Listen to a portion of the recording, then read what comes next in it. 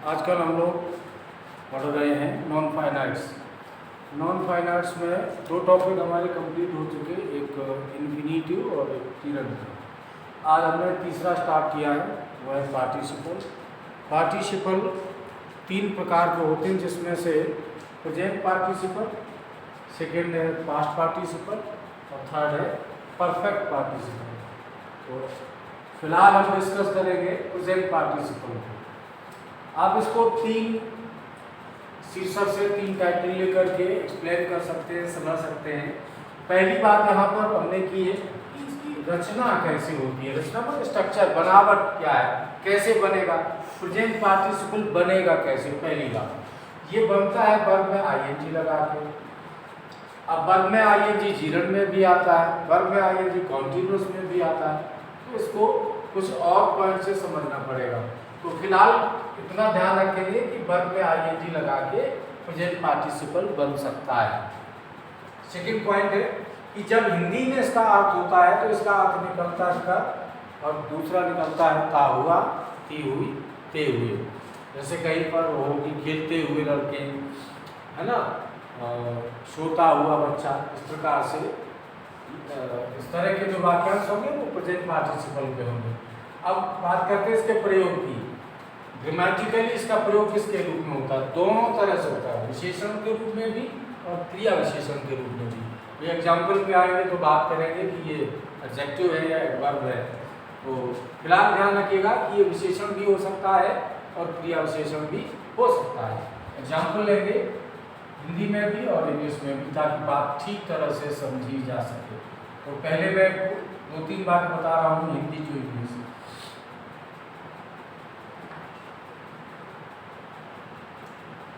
जैसे कोई वाक्य है कि छत से कूदकर चोर भाग गया। जब हम लोग ट्रांसलेशन करते हैं वहां भी हमें बड़े वाक्यों को टुकड़ों में समझना पड़ता है। छत से कूदकर चोर भाग गया, चोर भाग गया, इतना भाग हमारा है पास्ट का इंडेफिनिट। पास्ट का इंडेफिनिट तो वो भी अफर्मेटिव, जिसका रूल होता है SVTOOW, ये ठीक है ना। सब्जेक्ट अप्लाई करेंगे, वर्ब का second form, object other verb. अब ये जो हमारे फ्रेज बचा छत से कूदकर, ठीक है ना, छत से कूदकर, यहाँ देखिए आ रहा कर, ये आ रहा कर, यहाँ भी कर है, इसमें भी कर है। इसका मतलब हुआ कि हम इसे वर्ब में आईएनजी लगा करके बना सकते हैं, ठीक है ना। ये भी कर है, ये भी कर है, तो हम इसे बनाएंगे कैसे? वर्ब में आईएनजी लगा। अब एक चीज और देखना पड़ेगा, एक जगह कर है, एक जगह ता हुआ है, ये आगे पीछे का मामला है। अगर आगे आईएनजी फॉर्म लेंगे तो अर्थ होगा कर, और पीछे आईएनजी फॉर्म लेंगे तो अर्थ होगा ता हुआ। देखते हैं कैसे। छत से कूदकर माने आईएनजी फॉर्म से स्टार्ट करेंगे, आईएनजी फॉर्म आगे लाएंगे तो अर्थ होगा कर, कूदकर, जंपिंग, कूदकर, छत से, ऑफ द, यहां आप चाहे तो फ्रॉम भी लगा सकते हैं। जंपिंग ऑफ द रूफ, छत से कूदकर चोर भाग गया, ये पास्ट इंडेफिनिट में बनेगा the thief ran away। Okay, jumping of the roof, the thief ran away। इसी प्रकार से हम और लेते हैं दूसरा वाक्य। मान लीजिए हो शोर सुनकर, शोर सुनकर बच्चा जाग गया। शोर सुनकर बच्चा जाग गया, फिर से वही हालत है, बच्चा जाग गया। ये हमारा कौन सा टेंस है? पास्ट का इंडेफिनिट। और इधर जो एक वाक्यांश आया है, फ्रेज आया है कि शोर सुनकर, इसमें आ रहा कर, यहाँ भी कर, यहाँ भी कर। इसका मतलब आईएनजी लगाएंगे और बन जाएगा कैसे? Hearing the noise, the child woke up, ठीक है ना। Hearing the noise, the child woke up। आप चाहें तो इसका स्क्रीनशॉट ले लें। अब हम नेक्स्ट सेंटेंस ले रहे हैं, यात्री, ये हमारा तीसरा एग्जाम्पल है, ठीक। यात्री थक कर पेड़ के नीचे बैठ गया। यात्री थककर पेड़ के नीचे बैठ गया। यहाँ पहले मेन पार्ट पकड़ेंगे, माने एक टेंस। यात्री पेड़ के नीचे बैठ गया, इतना हमारा है पास्ट का इंडेफिनिट, ठीक। अब यहाँ बचा थक कर, इसमें फिर आ गया कर, यहाँ भी कर, माने हम इसको आईएनजी फॉर्म से बनाएंगे। थकने में वर्ब होता है बी टायर्ड, तो हो जाएगा बीइंग टायर्ड। अब हो गया थक कर, being tired. The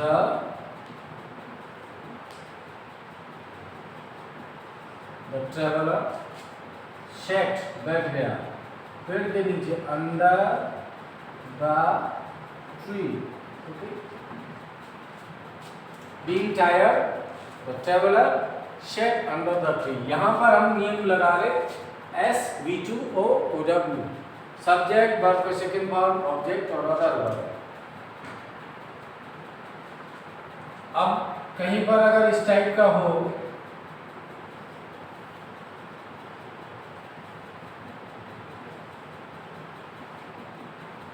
a flying bird cannot be caught, ठीक। a flying bird cannot be caught। यहाँ ये जो आईएनजी फॉर्म आ रहा है इसको देखना पड़ेगा। अब मैं एग्जांपल ले रहा हूँ English to Hindi, okay, English to Hindi. A flying bird, एक पक्षी कैसा है, उड़ता हुआ, तो हम यहाँ पर विशेषण हो जाएगा ये, तो एक उड़ता हुआ पक्षी, बर्ड, पक्षी, चिड़िया। अब कैन नॉट बी कॉट, ये कैसे हुआ इसे, कैन का पैसे फॉर्म, पकड़ा नहीं जा सकता है। A flying bird can not be caught, एक उड़ता हुआ पक्षी पकड़ा नहीं जा सकता है। ये इंग्लिश का एग्जाम्पल था जिसको हमने हिंदी में कन्वर्ट किया। अभी मैं कुछ और एग्जाम्पल ले रहा हूँ इंग्लिश टू हिंदी के लिए, ताकि जब हमने हिंदी टू इंग्लिश को लिया तो उसमें आपने देखा कि ट्रांसलेशन कैसे करेंगे प्रेजेंट पार्टिसिपल के साथ, और जब हम लेंगे इंग्लिश टू हिंदी तो वहाँ आप देखेंगे कि अर्थ कैसे करेंगे, माने इंग्लिश का हिंदी कैसे बनाएंगे। तो हमारा फिफ्थ सेंटेंस है यहाँ पर,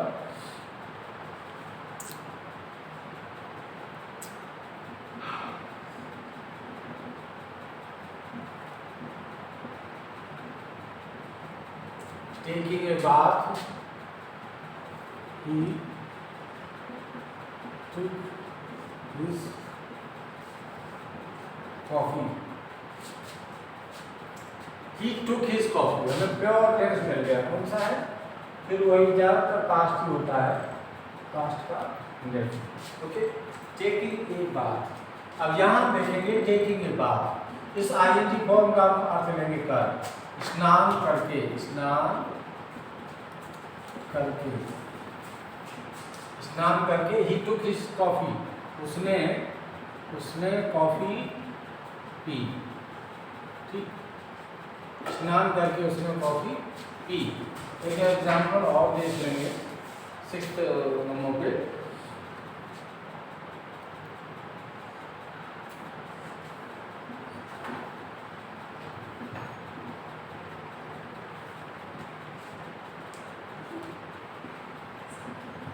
hearing the noise, he got rest restlessness. He got restlessness. He got restlessness. Restlessness का मतलब होता है बेचैनी, तो वह बेचैन हो गया, इतने का अर्थ है। अब इसका क्या होगा, हियरिंग द नॉइज, शोर सुनकर, है ना, आईएनजी पहले आया, बात पहले में कर, शोर सुनकर वह बेचैन हो गया, शोर सुनकर वह बेचैन हो गया। आज हमने प्रेजेंट पार्टिसिपल एक्सप्लेन किया आपके सामने, और English to Hindi, Hindi to English दोनों टाइप के एग्जांपल्स रखे हैं। अगर आपको इसमें कोई असुविधा होती है तो कमेंट बॉक्स में आना है। नेक्स्ट वीडियो में मैं कंपैरिजन करूंगा बिटवीन प्रेजेंट पार्टिसिपल एंड जिरन, ताकि आप ये समझ सकें कि जिरन भी आगे आईएनजी फॉर्म में आता है, प्रेजेंट पार्टिसिपल में आता है, अंतर कैसे होगा, कैसे हम पता करेंगे कि ये प्रेजेंट पार्टिसिपल है या जिरन, ये नेक्स्ट वीडियो में। Thank you.